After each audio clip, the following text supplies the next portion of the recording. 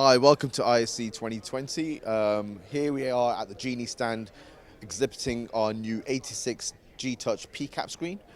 This is our new model screen. As you can see, this is a new technology which is not infrared, but it is a PCAP. The bezels on this are quite thin, and you can see the affection on this is quite robust. The product has become quite robust in the way that it has got 20-point touch. So we have got our applications that sort of support 20-point touch technology, where you can actually have young people come up and have different activities at the same time being brought up very quickly, and which can have people coming up and showing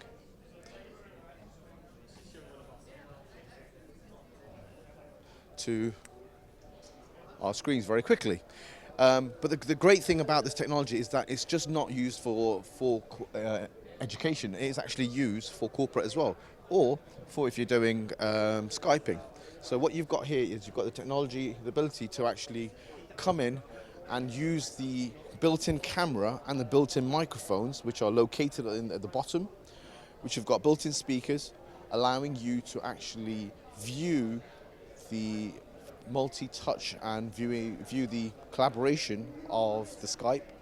For more information, please visit us on genee-group.com. Thank you very much.